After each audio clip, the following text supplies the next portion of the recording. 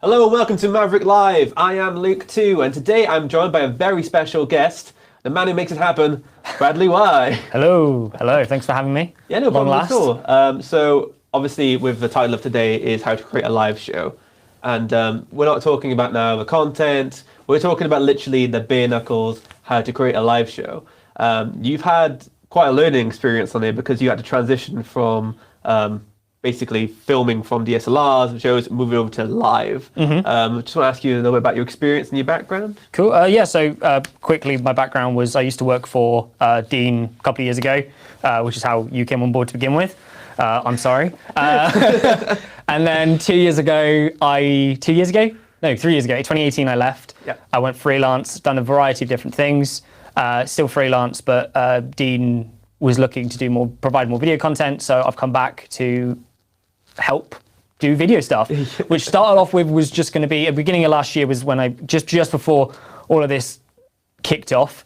I've been told we can't say the word, but yeah, before all of this kicked off. It's off limits. So yeah, originally it was going to be sort of like more documentary stuff, but then Dean kind of really was very much interested in providing live content, which I hadn't done, but I was very interested in what that would look like. So yeah, as you said, I had some experience doing multi-camera stuff, which is what this is. Obviously, we can show both of us, and we have more cameras in case there's other people. I was waving to get the camera. Here we go. but it was the challenge of not just recording internally into the camera. It was how do you send that out to multiple sources at once without any delays, basically. Yeah, there was a lot of hurdles to go through because we've got the camera setup, making it look good. You help with the studio and the way this looks because it feels so sleek and like studio right now. We've got the way we can interact with the chat, and then you've got the whole board behind us. Yeah, and essentially you had to research all that, see how everyone else was doing it, and just basically just get it done, which was amazing. I will say, I think the fact that it has been the way it has been the last year has definitely help accelerate innovation in the field. We use the main device we use to be able to do the camera switching and the audio is called ATEM Mini from Blackmagic. Blackmagic have done a lot of live streaming over the years, and they provide a box called the ATEM, which is this massive, like, chunky thing that takes a lot of processing power. It's very expensive. Like, I think the cheaper one of those models started like quite a few grand, whereas the model we have is £500-600, and that's the middle of the now 3 that they now do. Those things didn't exist at the beginning of last year. I'm sure they were working on them, but it seems very much that they were like, okay, we now need to get these things out because there are going to be more people going into doing this. Exactly. So that's definitely helped because I think a year ago, if we tried to do this, it would have been a lot harder. Yeah, your tenure with obviously previous companies and Maverrik as well has been, you've been the guy who asks for all the gadgets, stuff. All the things. Obviously, because we do, when we make content, it's important to get it and to get it right. Yeah. So a lot of the time when Dean has one of these brainstorms of, I want to do with this. A lot of the time you're the go-to for the technological side of things, where it's they need the cameras, you need the equipment, you need a way to make it work, and you need to also, you're currently helping train a lot of the staff members into using this box. So, this is the first time I've been able to go in front of the cameras because a lot of the time I've been behind the cameras. So I've been training up Jack, who's currently taking over from this, and he's training up Curtis, who's actually... It's become a chain now, and we're all going to be able to create our own live shows. So if you're looking to create your own live show, you want to make sure you've got a few key elements in that. What would you say is the most important? So in terms of your space, one of the first thing you're looking for is like somewhere that's out of the way, that's quiet, and you can deaden the sound. So what I mean by that is like if you live in like a busy set of flats and you've got neighbors banging upstairs and across, on camera can that be picked up? And most of the time it will be. So really trying to find a space that isn't going to be disturbed by traffic. Sometimes we even have problems with that because there is a major road not far from our studios. So it's like fine for traffic, down, but when you get a police car go by, sometimes it's like, okay, we need to wait for a little bit and then we can go. And then the other thing is like if you're in a very dead space, if you're in a sort of neutral space, and what I mean by that is like this this studio to begin with is just a box, and sound bounces very easily off that. So we bought these soft foam panels that you can see behind Luke, actually, on behind those lamps. And basically what that does is it just kind of like takes the sounds and doesn't bounce it back into us. And that can go a long way. And those are quite cheap to buy off Amazon. So that's like the main part, is like a space that's a decent amount of room, isn't going to be disturbed. Yeah. One of the bane of our lives, I'm sure you know, is packing up and setting down kit constantly because you need to film, but it's also being used. Like if it's in your living room, are you okay with having all this kit constantly set up? Yeah. Or do you want to go through the headache of having to pack it down and set it back up kind of the same the next day? If you've got a green screen, or if you've got some black sheets, or if you've got the lighting or the camera equipment, it's the difference between taking hours to set it up and set it back down for the space, or just having it continuously live in that space. Yeah. I think that was one of the key reasons why we moved over to the next unit across us, because we wanted to create a studio.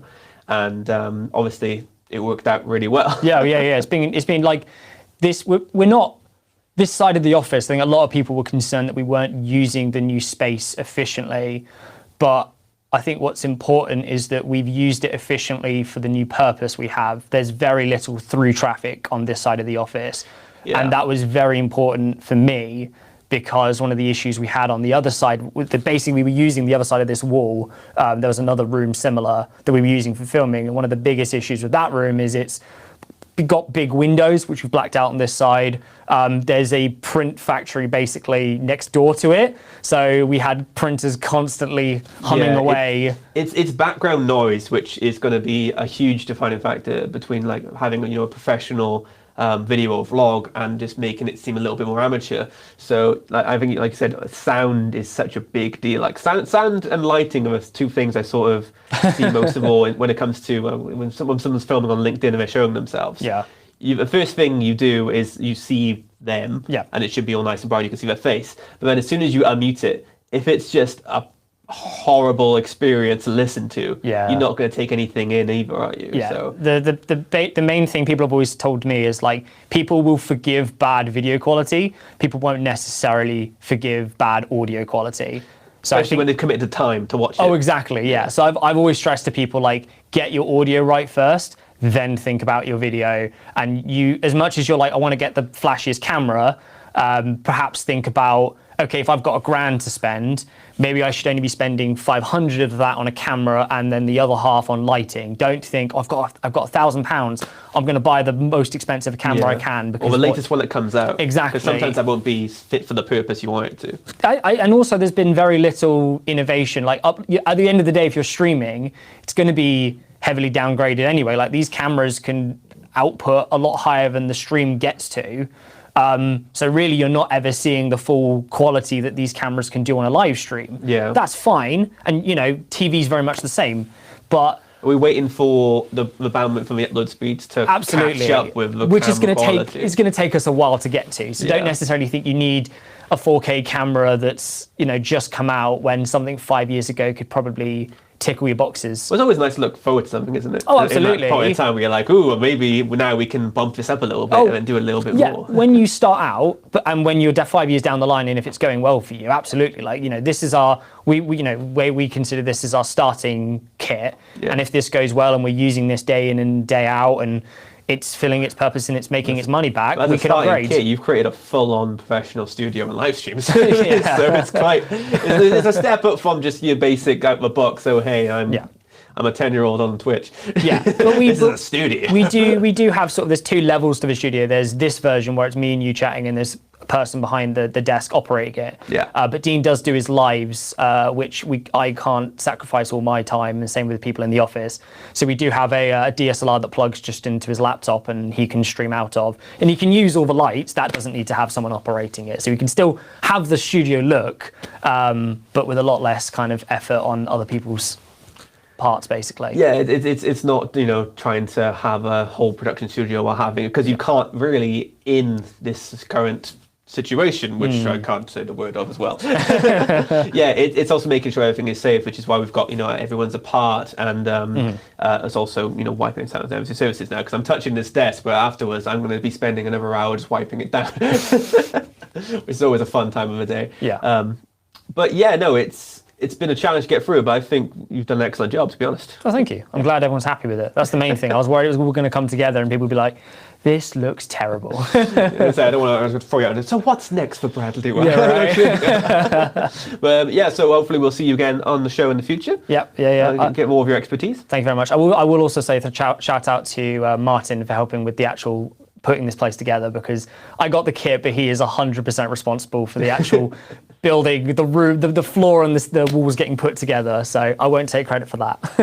Shout out to Matt and thank you so much for joining us on today's Maverrik Live. Have a wonderful rest of your day. I have been Luke too. I've been Bradley. Have a wonderful day.